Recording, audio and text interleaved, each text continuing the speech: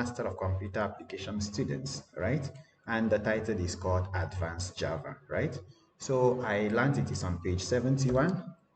Okay, so if we go on page 71, we'll be able to see this advances in Java. I don't know why it's called advances in Java lab. Anyway, I believe it is advanced Java lab. All right, so in this there are a couple of things you should understand: the course-based outlines, right, or the course outcomes. Fine, so you should be able to apply the concepts of servlets and its life cycle to create web applications. Okay, and secondly, you should be able to apply JSP. By the way, JSP stands for Java Server Pages, okay, the tags and its services to web applications. At the end of it all, you should be able to create packages and interfaces in web application context, build database connections for web applications, develop web applications using the beans, the main enterprise Java beans. So there are a couple of labs which you have to go through, okay, which is kind of as a prerequisite. You are supposed to complete about 13 labs. So we should take not, I mean, on the average 2 hours per lab. So in under 26 hours, okay, you should be able to complete this. So the first is this. So you'll be able to write a program to implement dynamic HTML using servlet. All right. So the second one, I mean, being able to write a servlet program to do kind of a page refresh. So that means maybe if you are logged in at this time, if you can see my screen, it is 8:04 p.m. Indian Standard Time. So after a couple of minutes, you should be able to refresh. Maybe if I click the refresh button, I should get an updated time, right? Another one, the third one will be, to write a servlet program to implement and demonstrate the get and post methods. So I believe everybody, you are comfortable with get and post. It's a common protocol which we normally, a method which we normally use while building web applications. Okay, so write a servlet program using cookies to remember user preferences, and again to track sessions, okay, by accepting username and password. That goes on to the sixth program, which include use of what? JSP include and forward. All right, and then the seventh one uses what? The tag to run an applet. By the way, applet is just an April program that runs on the browser. Okay, now you see here at the end of it all, you should be able to build an enterprise Java Bean application that demonstrates persistence. So if you see, the lab is pretty simple, but what I want us to do is this: at the end of it all, we should be able to work on maybe a kind of a real life project. Okay, some real life project. Okay, so this project has to include everything, right? From your HTML, okay, maybe you want to use the HTML, no problem, your HTML, fine. So with your CSS3, usually HTML5 I'm talking about here, CSS3, so you use your JavaScript. In between, you can also use some frameworks, right? If you're okay with your Vue.js and then React.js and everything, and then try to build something that will make real sense, right? And then kind of deploy this finally. Okay, so deployment should be done. All right, and then why I'm actually taking this session is because I said I want to see verifiable projects, right? So it should be verifiable on your what? On your GitHub accounts. Okay, so, and I know that many of you, I don't want to generalize, somehow to an extent you aren't comfortable with Git and GitHub. All right, so before we dive into Git and GitHub, let's try to kind of do a refresher course on your core Java, starting with the Java history, right? So I'm going to dive right in there now, and then I will start with your Java history. So I believe many of us are non-programmers, all right? So I know if you are good with programming, it's okay. I mean, you are free to, leave the session, okay? I mean, if you are good with programming. But I kind of intended this class for non-programmers, right? Or someone, I mean, most of you who are just getting started programming, right? So if you are just getting started programming, so I feel this class is for you. So because of that, I have some little notes here, and I would like us to kind of go through them, okay, and deliberate on certain issues, okay. And please, I still request you, since it's a kind of our first class, just let me know if there's an audio lag in between. All right, so just let me know. So let's start. So we start with obviously the basic introduction, and I usually ask people, sorry it's kind of lagging, and I usually ask people this question: why Java? All right, so the obvious question will be, why this Java? You see, why Java, right? So uh I believe many of you know the reason, but just in case, okay, we are going to answer the question right now. So you see, prior to Java, there were other programming languages, right? So I'm going to hide my navigation screen now. So before Java, that's what I meant. Before Java, other programming languages existed. Many of you are okay with, maybe you may not have heard of Argol 60, Pascal, CPL, B, CPL, B, C. And you know, people, I ask some students in between, have you ever heard of B language? You see?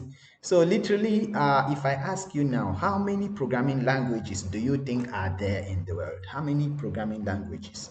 So maybe I will get the obvious answer, maybe 10, 15. And if I ask you to name, you obviously will start with C, C++, Java, JavaScript. And in between, someone mentioned HTML. Well, HTML is a markup language and not a programming language. And yes, you might say JavaScript. Obviously, again, JavaScript is yeah, we can say yes, it's a programming language, but again, mostly meant for web development. So it's not that stereotypical programming language like my C and C++, right? So you see, if I ask you to name at least 10 programming languages now, you might find it difficult. So I thought of showing you something here. You see, if you come here and just go to your, I'm using Notepad as a text editor. So you just move to languages, all right? So can you just see this? In A, there is an action script, ADA, ASP, assembly, or whatever. Even some I have not even heard of these two. I have not even used them. You see? That I've not even used. So you go to B, even we have Batch, we have Please Basic, and we have Banksy and stuff. So literally for almost all the alphabets, English alphabets, okay, has a programming language that's associated with it. So you see here, C, you have your obvious C, C sharp, which they call C hash, some people call it C hash, and C++, and this is CAML. And then CMake, COBOL, CSound, CSS. Well, I don't think CSS here is a programming language. I don't know why it's kept there, but anyway. So you move to D, you see, and then you go to E, Erlang, obviously, and ES scripts, and you come to F, Fort and Fortran, which was what I used while I was actually doing my bachelor's degree. And you move to this, all right? So again, they'll keep HTML here. Okay, markup language, and then and you see J, your Java, your JSON, your JSP, and everything you see here, you continue, and obviously P, I need to get my Pascal, Perl, PHP, PostScript, Python, and all whatnot. So on the average, you see, there are about maybe like, can I say 50 or 60 programming languages?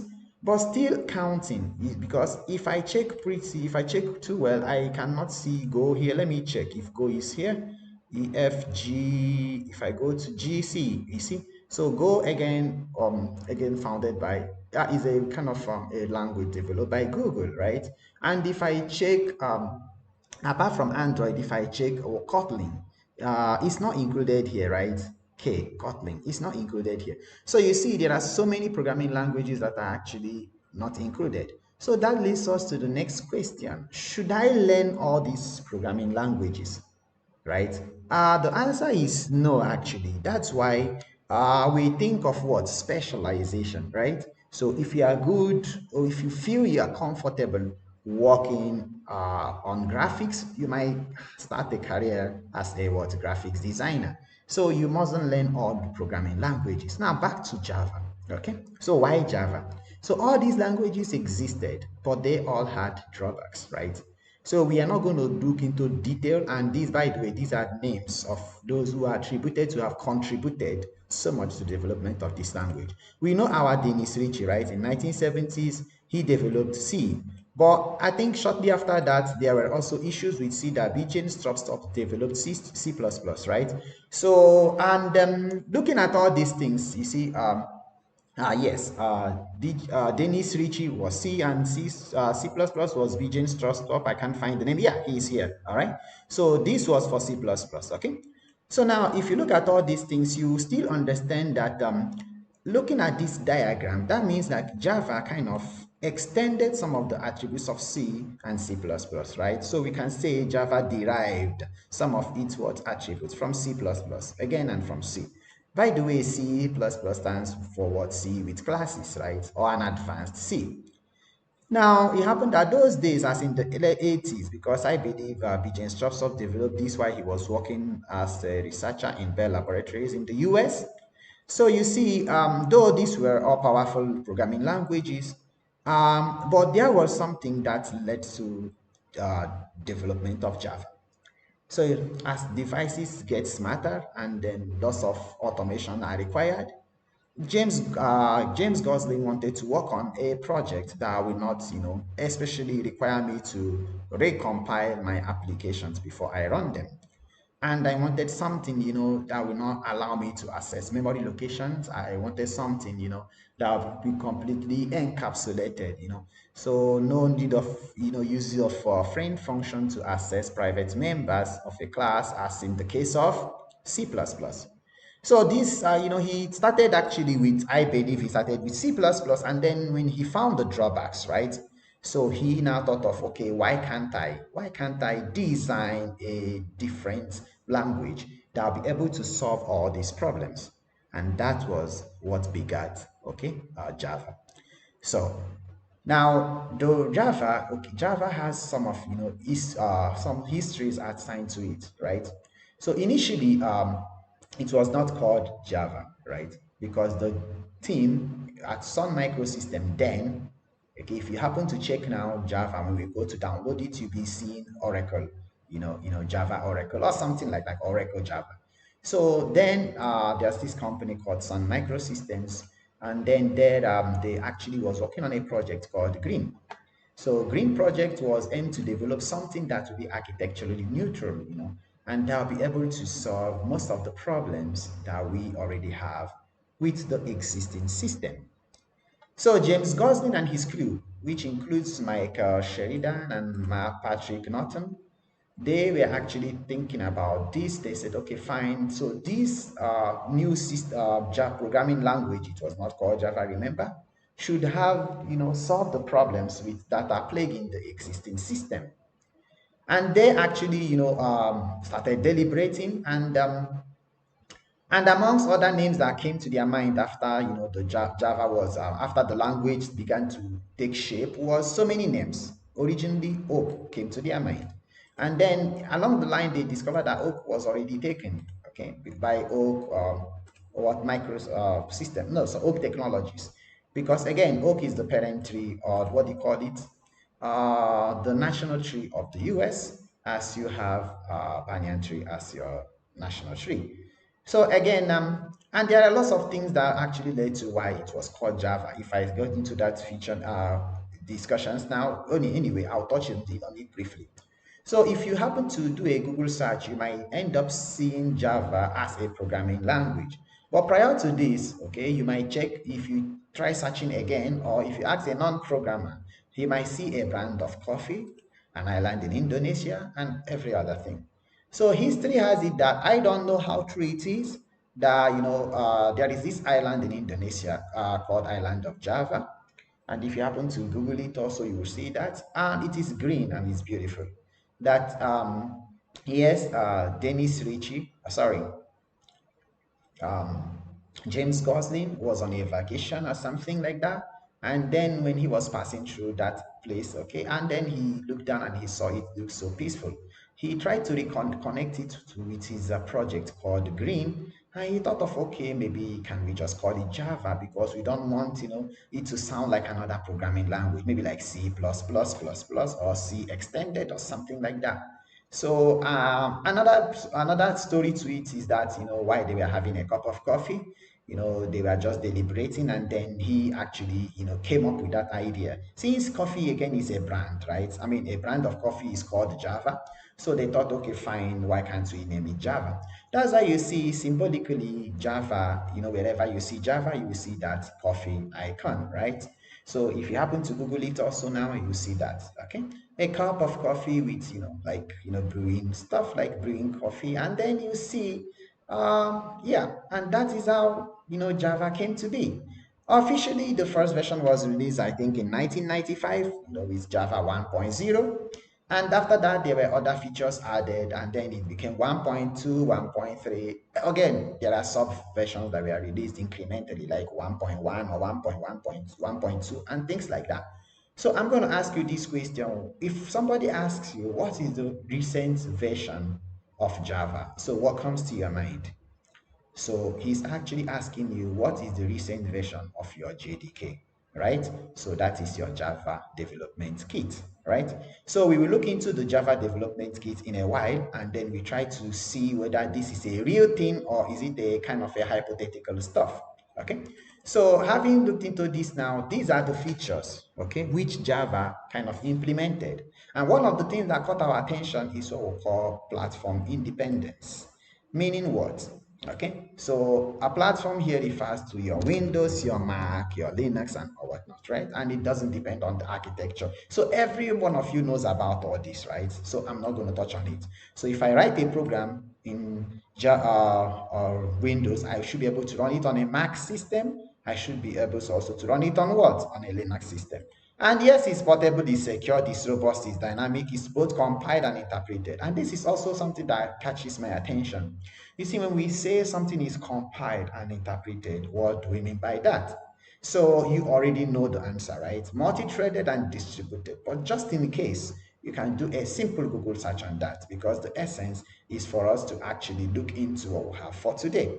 So as a quick refresher, the syntax is kind of based on C, all right?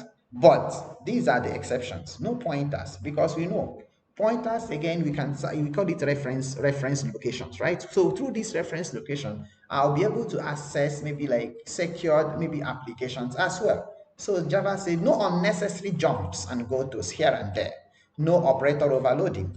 So you might say, okay, what is the problem here, right?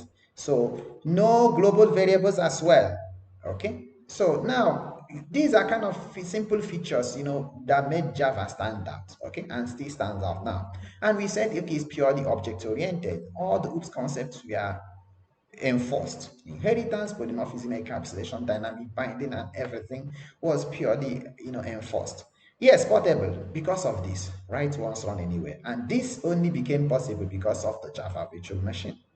So if you look at all these things now, that continues with your what, the features of Java, right? So we know definitely it runs inside JVM, and I tried explaining this to the students the other time, but still, you can actually view this as a kind of a simulated environment, right? So it doesn't actually talk natively to your processor, okay? So it runs inside this environment. So it is kind of its own environment, and that you can understand the concept by looking at what virtualization, when you create Oracle virtual machines or something like that. So you see, this is kind of what makes it to live within this VM and not live on the OS. Fine. So robust, obviously all the memory leakage was handled through a process known as what, garbage collection. And we said that Java does automatic garbage collection. So you remember programming in C, you see most times you have to allocate memory. Okay, C++, malloc, carloc. Again, you have to go and free them up. So what happens if you forget it? It builds up. So you might think now, why do I need to free it up? I have enough storage space. I have enough, what do you call it? I have enough processor. I don't need all that. But think that you are programming on maybe like a Pentium 1 PC, or maybe on a RX 286 processor with only maybe like 10 MB of storage and things like that. Then you'll be able to manage memory properly, right? So, and we see here, dynamic and compile and interpreted, where the Java code is compiled to bytecode, and then this is interpreted. We will see all of that in a while, okay, practically. So high performance, obviously because the bytecode is optimized. Fine. And because it's optimized, it enables it to execute faster. Yes, multi-threaded, it can handle more than one job at a time, and then distributed, obviously shared over the internet, right? So these are the key features which we saw, all right? And if you look at this encapsulation, think of it as a capsule or a tablet. Okay, now I don't want to call it a capsule of medicine. Okay, so it keeps it safe. Look at it here, and it implements, Java implements this through what? A class, right? So we say class is just the blueprint. So say this can be a product, okay? Inside there you have your methods and your variables, all encapsulated inside this class. So that makes sense, right? Because in Java, literally you can create everything as an object, right? So then you create that object. How do you actually make the object to make come alive, right? You use the concept of your classes. And obviously we talk about access specifiers later in this class. Now, looking at all these things, and then you'll be thinking of your modifiers, your specifiers, and everything, okay? And that leads again to, some of the explanations of your polymorphism, meaning same name with many forms. And the example is your words, method overloading and overwriting, whereby you, a simple, may say you have a method that will do addition, and that method, maybe you are trying to use it to do concatenation, right? So you can actually overload the plus sign. You know what I mean? So addition sign to actually perform addition and also perform concatenation of strings, or you can also make it perform other functions as well. And you see the concept of inheritance, which everybody knows, right? You have a father who is the base class. You are the derived class, which is the son. So this is father-son relationship. You can actually have another class, right? The parent-child relationship, so, or the grandparent-parent-child relationship, where your grandfather, your father inherits directly some traits and some attributes of your grandfather, and you inherit those traits also from your father. So you can actually have it here. And then I was asking, which one does Java not support? Yes, you know the concept of interfaces.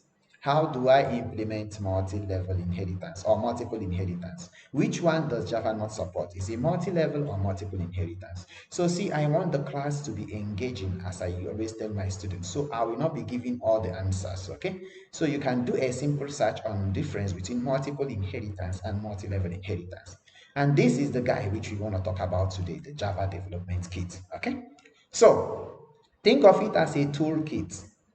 You have your workshop, or you go to a mechanic workshop, they have toolkits, right? Even electricians, they have their toolkits. Even a student also, you have your toolkit, which consists of your books, your pens, even your pencil box, your eraser, everything included. So this is kind of a development environment for Java that provides us all the tools, all the APIs, or can I call it APIs now, that we need for writing and running applications. Not only applets, not only web applications, right? So entire thing. So we can actually compile by using Java C, which stands for Java compilation, and we can actually execute this program by typing Java, which is like my Java interpreter. So inside the JDK, you can see your Java runtime environment and other development tools. So you can think of all this, right? That the JVM, okay, which consists of sets of libraries, right? And other files with what? Your development tools reside inside your what? JDK. Hence, we can say JDK equals Java runtime environment plus your what? Development tools. So you might look into the difference between JDK, JRE, and JVM. By the way, JRE stands for Java Runtime Environment, and this stands for your Java Virtual Machine. Fine? And this is the Java Development Toolkit. So you will see, if we go, I will try to show you the directory of this after we install this, after we do a simple installation, where you're going to have that this JRE and JVM resides inside your JDK. So we see that in a while. And this is what happens when you compile an application, right? So you have written a program, you maybe like called it first.java, right? Star.java, first.java. You compile it using your Java. What happens? The class file is generated. So you can see that this class file is independent of your what? Platform. So you can run on Windows, you can run on Unix, you can run on Macintosh, you can run on any other version, right? Linux and all whatnot. Fine. So this is the same no matter which computer platform, right? So this is what we mean. And this concept is called WARA, write once, run anywhere, or WAR, write once, run everywhere. Okay, so with this, you can actually look at your first program in Java, right? So by the way, I don't know why we need to import this. So you can say use the specifier class hello, and then public static. Actually, this is not complete. Public static void main string ask. Everybody knows that, right? And then you say SOP system.out.println hello world. We are going to do that in a while, all right? And then we have to convert that into something which makes sense. So this is what I was actually talking about, okay? And once this is done, you now do what now? You have to compile it. So make sure you have your specific directory, okay? So usually I encourage students to kind of create a folder on the, or you call it a directory on desktop, and then you just compile it, Java hello Java, just compile Java C file name.java, and then you run it by saying Java hello. And that will lead us to another obvious question. What happens if I did not save my file, I did not save my Java file, okay? I did not make the class name as the name of the what? The Java. What I mean by, what am I trying to say? What happens if I give a different file name from my class name? Example, class is called hello, and I'm going to save it as lab1.java. Will I be able to compile this program? You will see that in a while. The answer is yes. So you compile with your file name.java, and then you run with your class name. Very simple. So having said this now, you know definitely that in between you might be getting errors. And these are kind of things which you know, right? Your keyword, your identifiers, and what we mean by packages. So this is done, all right? And I want to stop here and let's do something meaningful, all right? So this is kind of maybe little history on Java and why we have to actually program on Java. But if I ask you this question, okay? If I ask you this question, what exactly do you want to do after your MCA? Have you actually decided on a career path? What is it that interests you? Do you know what you can do after you are done with this? So as Java developers, I beg your pardon, after I am done, studying this advanced Java, will I be able to actually build real-time applications? So all these things is what I want to address in a while, all right? So permit me to scribble something now. So you might actually look at what? Java career paths, okay? Java developer paths, because I believe it's called an advanced Java course, okay? But before advanced Java course, what exactly can you do? Can you make a career out of this? Fine. Okay, easy CAR, I beg your pardon, career paths. Okay, so if you look at this, so you might actually work as a Java developer.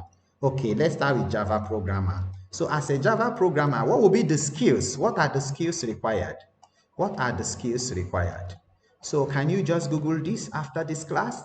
So you should be able to identify what skills you require, okay, to be a Java programmer. Obviously, you need the concept of core Java. But if we say core Java, what exactly do I need to study? And you see, many companies are not interested in people who has only one skills. Hence, they require people who are kind of full stack Java. Now, it will not be a programmer now, Java developer. So you might say, how can I be a developer if I am just a fresh graduate? So hence, you are required to master some skills, including version control using Git, okay? So this is a prerequisite. Actually, it is a must, irrespective of the part which you have told. You might decide to be a Java web developer, okay? Java web developer, or you can actually become a Java application developer, or maybe Java mobile application developer. Okay, so if you want to develop mobile applications using Java, you might say, sir, you are confusing us, right? So if the concept of core Java, if you know that, you should be able to develop what? Android applications, right? So Android app developer, fine. So, and in most times now, company prefer if you know also Kotlin, right? So again, you see, core Java skill is what is required. But one thing that interests me is this web development. As you know, right, we cannot run out of websites. I mean, almost every day, companies are thousands, if not millions. I will not exaggerate. Thousands of websites are being hosted. So who are those that are going to maintain them? Yes, you might say most of the sites are not built on Java frameworks, and I totally agree. But some enterprise websites, like your SBI, I think SBI site is developed on Java. I am not sure, but most enterprise sites, financial web services are actually developed in Java because of the security. Okay, so enterprise web applications. Okay, so most of these web applications will be developed using Java, and here that makes more sense now because you see most of you are conversant, are okay with HTML, CSS, JavaScript, and or whatnot. So if you're okay with this, what you need to do now, you need to learn some Java frameworks. Well, anyway, Servlet and JSP is not a framework, but again, so you can actually use them as a starting point, right? So you learn your JSP, not only what we are going to learn in this class, but there are lots of awesome tutorials out there that will help you to kind of extend your knowledge and possibly learn this framework called Java Springs, okay? So with this also actually for me to develop some even applications, I need JSFs, right? Java server faces. Even in between there are struts, but they are kind of outdated. Springs are faces, JSFs and struts outdated. Hence we work on Java serverless and JSP, at least learn Spring framework, right? And in between try to master some. Obviously you can't do away without the back end, right? So obviously you're going to work on SQL, okay, with your PLS skill or in anything. But obviously, if you are on Java framework, you need to learn Oracle, right, as a relational database management system. Fine. So you see, it makes sense now that you have to kind of decide on which path you want to tow at this level. Okay, so having said that, now can we actually start the prerequisites now? Okay, so little here in history here and there, and let's just look into this. So follow me as I just go to download a couple of things here. All right, so what is it that we are going to download? So let's head straight and just download our JDK. So it's very simple. You need to just type, you can type JDK download, okay, download. So once I type this and hit enter, it's going to direct me to Oracle. Why Oracle? Oracle bought over Sun Microsystems. I can't remember the year, all right? And as you can see, I have visited this platform 2 times, right? The last was 2 days ago. So I'm going to demo this for the purpose of those that are joining us for the first time. So once I go on this now, okay, you see it says JDK. I asked you this question, right? Which version of Java, right? So when you ask the version of Java, they're actually asking you which version of Java development kit is available now, or which is the latest version. So you can see here the latest version is Java 17 as at the time of taking this class, and LTS stands for long-term support, right? So you scroll down, you see what interests me is this is on Linux, this is on Mac, and I need it on Windows. Okay, so you can actually click on that. Okay, on Windows I have only 34-bit. I don't want the compressed archive, I want the installable file. So I just click on this, and now that will download it, as you can see here. All right, so it's going to finish in a while, and I'm going to show you something now. So before you start, ensure you don't have any version of Java. So you might say, sir, we are supposed to learn advanced Java. Why are you taking us back to installing JDK? So I want you to understand first thing, right, the architecture of this JVM. Because what prompted this was many of you don't even know where Java-C resides and where Java resides. So if I ask you now, how do you know if somebody has Java installed in their PC? What would you do without you just going inside program files and checking, right? So if I do a simple call up my command prompt and just type Java, okay, if it is not installed, it will tell me that Java is not, this is not an internal or external command. So I have it installed, but when you type Java C or Java, anyone, Java C, you should get this error message saying that Java is not an internal or external command, or the command whatever. Something error message you will get, an error message, which tells you that Java is not recognized. So what you need to do, you need to install it first, okay? So now once you install it, now you need to type this, and then you will get something like this, okay? So you should be able to get something like this, all right? So that was, I typed Java C. I can also type Java, okay? Now Java, and I'm going to get the same thing. With this, I can actually check the version of Java. Please feel free to go through most of this documentation, right? So I'm going to type Java -- version, okay, to know the version of Java which I have. Maybe I need to upgrade. So I see I have my Java 17.0 something, the standard edition and the runtime environment, which is 64-bit architecture, right? So I can actually try this by looking for the compiler version, right? So I say Java C, enter. So I'm going to get the same thing, right? So this I just did 2 days ago, okay? For our students, I mean my MITM students. So if you look at this now, that makes more sense, okay? What yours is done, please install this, all right? So you information, okay? Next, and that is done. I don't want to do this now because it's going to uninstall whatever I have, but let me just demo the steps, okay? So yes, this has already been installed on your computer. Do you want to reinstall it? No, I have that. There might be an instance where after installing this Java, after installing it, okay, after installing the JDK, if you still go back and type this, you still get an error, okay, especially if you are using Windows 7.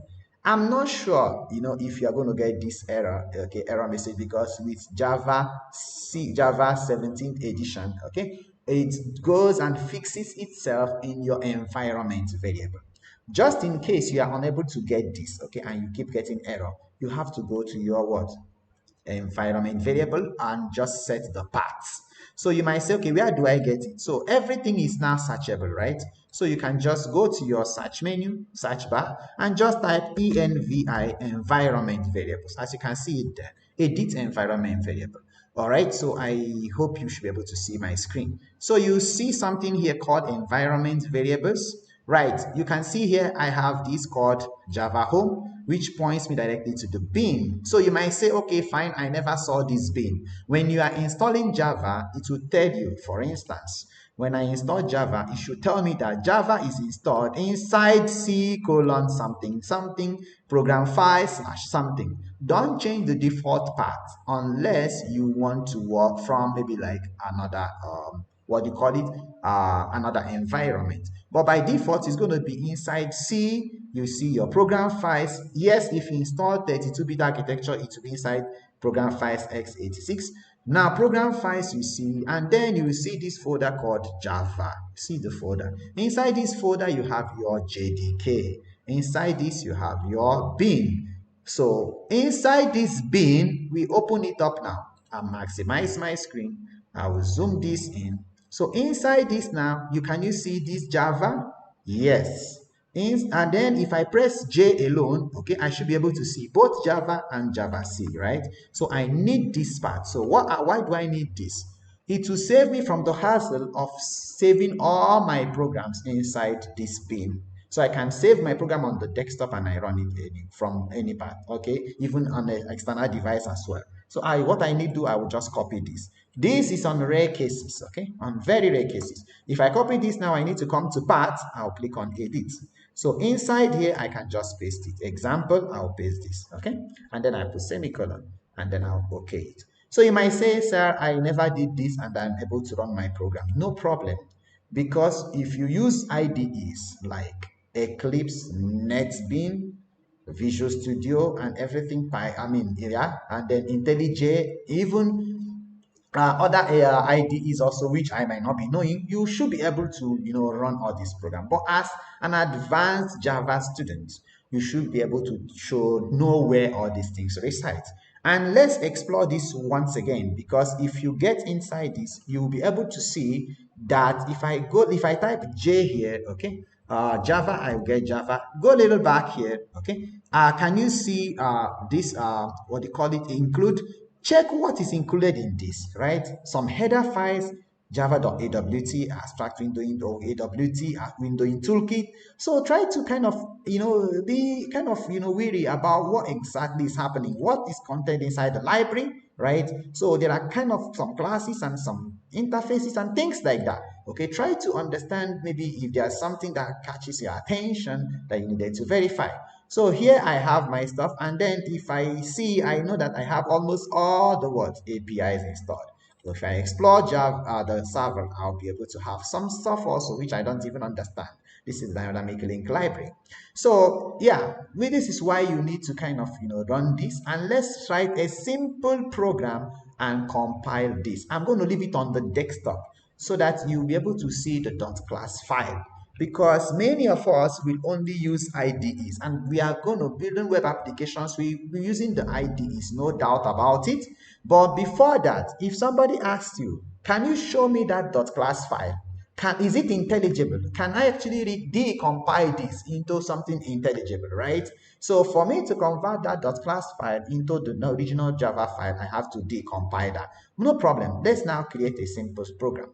So for this, I'm going to type my normal hello world program. So what I decided to do is, instead of your basic hello world program, let's just run this program that will just check whether a number is even or odd. Okay, so I'm going to copy this now, right? And I always request most of you to just start on a fresh notepad, right? So I paste it here, fine. And the question is, why do I need to import the scanner class, right? So everybody knows that, because I'm going to prompt the user to enter a number. And please remember, the scanner class, it is a class, so it is not small c, rather capital C. So it's always better if you make mistakes and then you remember what you are doing. And then obviously, without even specifying it as public, I can still save this, and I'm going to call it even odd, fine. And then I'm going to, yes, remember string again is a class, is a string class. So I'm going to make it a capital later. Then new scanner new system.in. Now, another assignment which I gave to my students was trying to find out, how else you can actually accept user input. So the answer lies in using buffered reader. So what do you need to import? Obviously, you're not going to import scanner. And how do you use buffered reader? Okay, that was what I asked them to do. So yes, they will enter a number. So I'm going to store that in a variable called int num, okay, which is of an integer type. Yes, and I need this, okay, reader dot whatever, next int, fine. To check it if it's an even number, if I divide the number by 2 and the remainder is exactly equal to 0, I know it is even. Example, 10 divided by 2, okay, the remainder will give me 0, so it is even, otherwise it is odd. So I'm going to save this now in 2 variants, okay? So I will save this as on my desktop. I'm going to keep it there so that we see how the .class file comes. So by default, you should save it as the file name, right? So even, odd, okay, .java, no problem. Now, when I save this as even .java, so I should be able to see it on the desktop. So this is it on the desktop. Now, I'm going to compile this. So I call this up. I will clear my screen for a while. So what I will do, I need to change to desktop, right? So this is one of the mistakes we do. So if I go on desktop, I can actually list whatever is there, okay, by typing dir, and I can actually see it here, even .java. So what do I do now? I'll say Java C, right? Even, okay, odd, okay, .java. So now, once I do this now, right? So you see, it says 2 errors, right? So new scanner system.in, right? Cannot find what symbol, new scanner, right? Why? I commented that out, right? So fine, I'm going to remove this, fine, and I save this back. I'm going to get back here. I believe I saved it. Yes, I'm going to get back here and I'm going to do this again, fine. Now, so this is done. So I will go to the desktop. Okay, guys, did you see this class file? It is created. All right, so this is the class file. So let's open this class file and see what is inside actually. So I'm going to choose open with, and then I'm going to look at Notepad++. Okay, so can you see this? Did you understand anything here? So this is even odd.class, not .java, all right? So with this now, I know fine, okay, this is the bytecode, okay, it doesn't make sense now, but I can see some print stream, which I never used. I can see input stream, which I never used, okay, I don't even know why, okay, string concat, something is there, okay, fine, I didn't understand anything. Now, let me see if it's going to prompt me to enter something. So what do I need now? I'll just say Java file name. What is the file name? Even odd, fine. So now it's actually running on the console, don't forget. So it says enter a number. So if I enter 7, so it says 7 is an odd number, okay? 7 is odd number. So this makes sense now, all right? So what have we done actually? So I tried showing you, okay, where this Java compiler resides, and even where the Java interpreter resides, and how you can actually generate the Java class file, and how, what you should do when you have an error while installing this, right? So once this is done, let's say I have these two now, right? And I want this, okay? I want this now to be on my GitHub. So that was why I asked, I asked most of you that before we start, okay, we need to set up our environment in such a way that we will be able to do what now? Push our assignments online. Okay, and I will be able to clone or download your repository and compare whether you actually copied someone. Okay, so the reason behind that is I want most of you to know how to use Git and GitHub. So before we dive into that, I'm not going to take an extensive class on Git and GitHub. Let's push this. Let's create a simple folder. That folder we are going to call it, let's say we call it Git lab. Okay, no, I don't want to use GitLab because again it's entirely different thing now. So I'll say assignments. Okay, so this will be my assignment folder. Okay, on this assignment folder, what I'm going to do now is I'm going to copy this file. Let's say I have this assignment to submit. Okay, so I might copy both. Okay, so I'm going to copy both and I'm pushing it inside here. So this is inside my assignment folder now. The question is, I need to now take this folder, right? Okay, I mean, take these two files inside this folder and push it to my directory online. So let me open something here. So if I go to this new tab, okay, and I'll just type GitHub. So GitHub. So here, if you type GitHub right now, if you don't have an account, actually I have an account, it just points me to my GitHub repository. I don't want this, so I'm going to use the entire thing, a new ID, a different browser. So I'm going to type GitHub. So if I type GitHub now, it's going to show me something here, right? So can you see that? So it says it is what, see what I wanted to see. It is go to wiki. Okay, has over 65 million developers that blah blah to contribute to open source projects, so you can actually review. Actually this is purely for what? Version control. So where you maybe you build projects and then you want other people to contribute to it, and obviously you know many reasons behind versioning. Okay, and the little tutorial by the creator of Linux, which I'm going to share again. Okay, I'm going to put it on my GitHub. Let me just tell you little thing here. So he says actually that GitHub was created out of what? Simplifying, okay, out of the curiosity to simplify projects, right?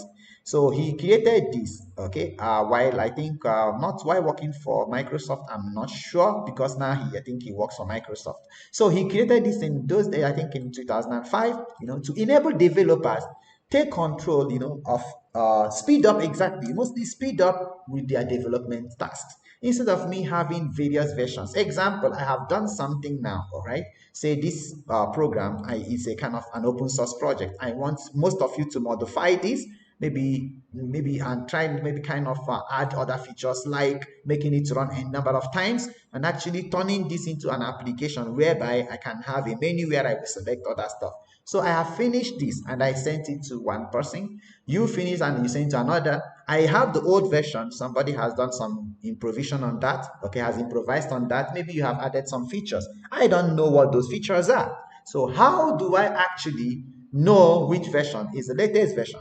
And you see, this adds to the overhead, right? So there'll be a drag. Okay, see the timeline, time between when I start the project and when I complete the project again increases exponentially. So because of that, let's just use this version control to do this once for all. All right, now this tutorial is, there are lots of tutorials out there. So what do we do now? The first thing is this. If you go here now, okay, and you want exactly to get started, what do you see? People, most of us, we go with GitHub desktop, and I want to show you this. So GitHub desktop, I think I have that. Let me just show you how it will look like. It's very easy for people to start with that. I removed that. I don't have that. But it is this, okay? So you can download this, all right? So see here. Download for Windows. So you're going to have something like this where you can actually create branches. You see here, this is how it will look like actually, okay? Clone repository, do this. Yes, this is good, but I don't want you to start with this, all right? So where do I want you to start? I want you to start from the fundamentals, all right? So look at this. You need to head to this, okay? Go to this website, git.scm, all right? And then here, this is open source things for version control and things like that. Download this for your Windows. I have it downloaded, but I'm going to prototype it again, okay? So it's downloading. Okay, once that is done, what you need to, you install this, right? So let me just do this alongside here. I have it already installed. Okay, And when I rerun this again, it's going to tell me you have it already. Do you want to uninstall this? And it will take a couple of time. So I don't want to do this. I have it already. So after you are done with this, what you need to do now, you need to understand that whatever I have here is residing online. And this thing which I have online is called my remote repository. So whatever I have on my desktop, this one, say this assignment, this is called my local repository. So the intention is to push whatever contents of my local repository, which is this even and odd, into what? My remote repository, which is what I have online. So to do that, all right, so I need to turn this assignment thing now into a what? A repository, a Git repository. How do we do that? Follow me. I'll open this now. I'll double click on this. All right, so you can see here, right? So once I double click, I have installed Git. Don't forget, I right click on this. You should be able to see this option called Git Bash here. All right, so you have this Git UI here, no problem. So if I click on Git UI, I will show you GUI. This is this, okay? Create repository. Let me just click on this, put a name and things like that. I don't want you to do this, okay? So I want you to try to understand how this works, right? So click on Git Bash here. So once I click on this Git Bash here, okay, it's gonna turn this now into a remote a Git repository by typing a command. Okay, the command which I'm going to type is called git init. Okay, so I'm going to, why this become irresponsive, I don't know why. Okay, yeah, it has come, thank God. So I'm going to type something now. Okay, git, this initializes this repository. So before that, okay, I'm going to go through some of the commands which we are going to use now. So now you see it initializes an empty repository in C users this and this with .git. Now, if you come here, actually, I shouldn't have done this. If you come here, you'll be seeing this, right? But in your case, you will not be able to see it. Why? Let me just delete this. I will show you what happens. So delete this. Fine. So here I have actually enabled hidden file. So let me hide this back, okay? So if I go back here now and then do the same thing now, okay? So you see, I will just initialize this repository, okay? By typing this, fine. Once this is done, you see inside here, I cannot find that, right? I can't find it. So what I need to somehow go and enable hidden files. I'm using Windows 11. You might not find this easily. You should find where your view menu is, show, and hidden files. So once you enable this, you'll be able to see this .kit. Open this. And what did you see? Hooks. I never created all this, okay? It has initialized it by default. This is done. Let's look at the commands which we are going to use, okay? So what are the commands? So quickly, you will see this $sign, okay? So kind of some Git commands. Commonly used commands, okay? So these are commonly used commands. So what are those commands? The first is my what? Git init. So what does it do? It initializes what? A repository. Fine. So what does it mean? What does this mean? So it initializes local what? Git repository. So whatever folder I have has been turned into a Git repository. That's the first one. The next one, you see, I have some files inside that, right? So what I do, see, since Git is the default command, I'm not going to repeat Git, okay? So the next I will do is git add, so I can put the what file name. So this adds a file, example, say first name.java. Or if I want to add all the files, I will say git add space, okay? So this adds all files in what? In Git heap repository, okay? In Git heap repository. Fine, repo. I'll use repo for short. Now, another thing we might do is to check the status, okay? So Git is by default, so Git status, okay? So this checks whether, okay, anything is in the staging area. Now, don't worry so much about that. You are going to use only the very basic command, okay? So after this now, you have to, most times we check status, we commit this, okay? And we push. So we say git what? Commit. So what does it do? So it now checks, okay, see whether those files which you have has already been committed, okay? So when you now do this now, it has committed things that are in the staging area, okay? And it becomes ready for you to push this to your remote repository. So once you are done, you can actually now use what git push, right? So I made it caps lock anyway, git push. So this takes whatever it is in your local repository to your what? Remote repository. So remote repo, it pushes to your remote repository. Fine. In case somebody adds something there, there are modifications and you wanted to verify those modifications, what do? You can pull that and check for changes. Git pull. Okay, so now you might actually pull this now to check whether there have been some modifications, right? So this takes whatever is in your remote directory, it takes it, remote is online, okay, it takes it to your local directory or your system, okay, local directory. So one of the things we normally do is to clone, right? So you might use this git clone. But once you get conversant with this, you might start using the word GUI, okay? But till then, so you now add what the URL. Till then, try to use the command prompt. Fine. Now we have done installation. We have converted this into what? A Git repository, right? Now the next thing we have to do is let's now try something, right? Can we check what is here? So I will just type git status, okay? Now, once I type git status, did you see here? I'm going to get these two files. Can you see? Let me just minimize everything here. Okay. I'm going to get this even odd class, right? See, it says untracked files.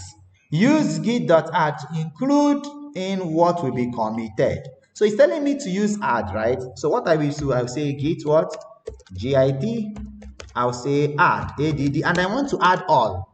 So I say git add space dot space. Fine, enter.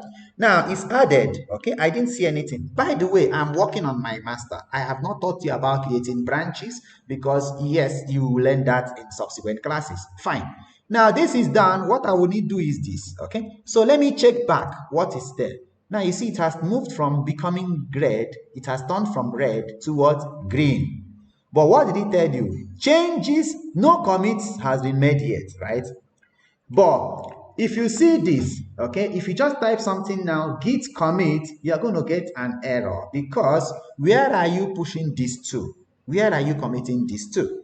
So that will lead us to, first of all, creating what? A repository and adding the global username and what? Email ID to this, so that when I now commit, it will say, okay, you want to take whatever is in my local machine to what? My global machine or my remote machine, okay, which is what resides online. Now let's go back and then find it here.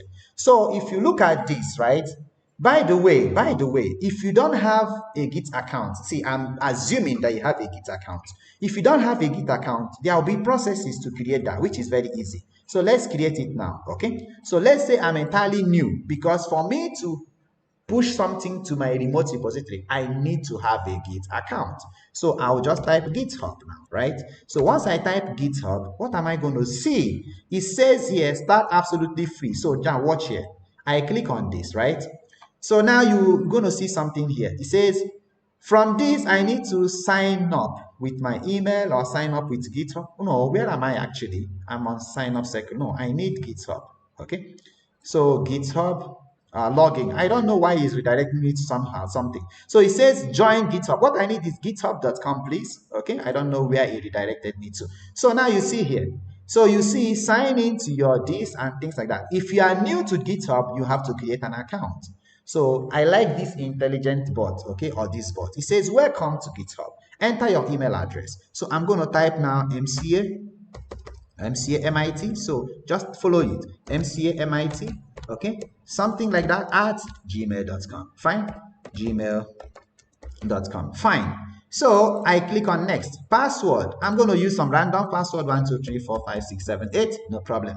You can actually show the password. Okay. And it says the password, see here, needs a lower C. These are suggestions. And that's why, though this, yes, you can bypass it, but to avoid it, don't use something that is easy for somebody to guess. You can say at maybe hash, okay, then a capital B. Now you see the password is now super strong, right? Then continue. By the way, this email ID does not exist, so don't worry about the security, okay? So again, I need to choose a username. I'll say MCA lab, something like that. So it will check whether this is available or not. And I don't need space. I need to either use hyphen or underscore. So this is not available, obviously. So I can say MIT lab, okay? I know it will not be available again. MIT lab is also not available. So I can say MITM 20, it's not available. 2022, anything like that. So this is available. Next. So just remember, you have to use something that personalizes your Git account. Fine. So it says here, okay, now would you like to receive product? And I don't want that. I just click no. Now solve this puzzle to verify that you're a human. Now I need spiral. Always it will be asking me about this. Again, done. And after this, voila, you click on create. Account is created. Now they have sent you a code to your original email ID, okay, or your authenticated email ID. You need to enter the code to proceed. So once you enter the code, you should be able to come to this environment. So I'll switch back, and on this environment, you will not have any of this. You won't have any of this, my app test and things like that. You won't have any of this, okay? So what you do now, it will be completely empty. So we need to do what now? We need to create a repository. So now go on this plus sign. Can you see this drop down arrow? Now click on new repository.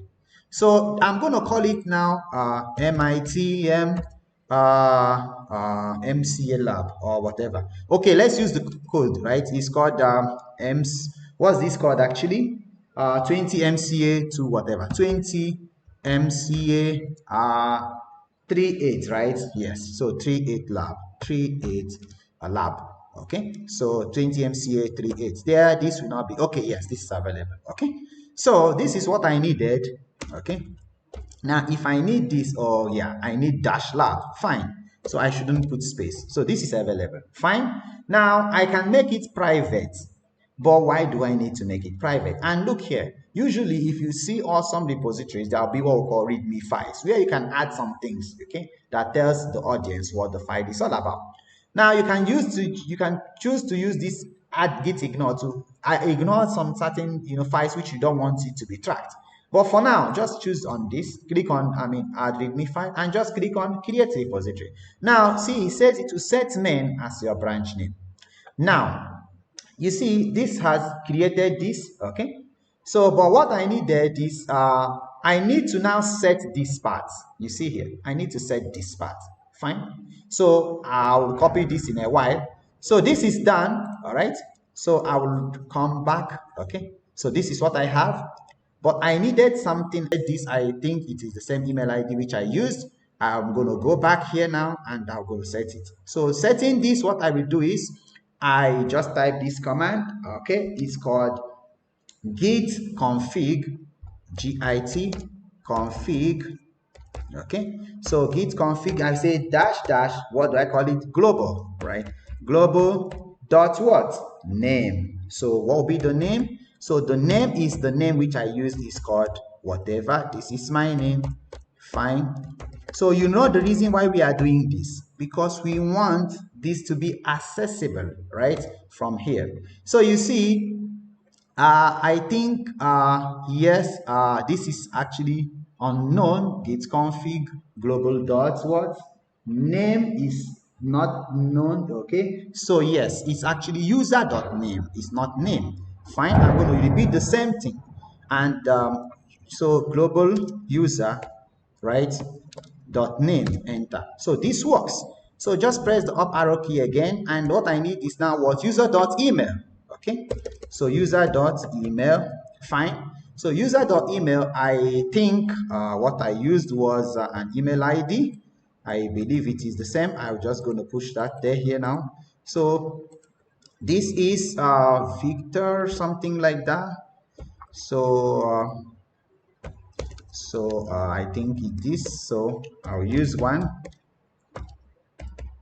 Okay. So Gmail, fine.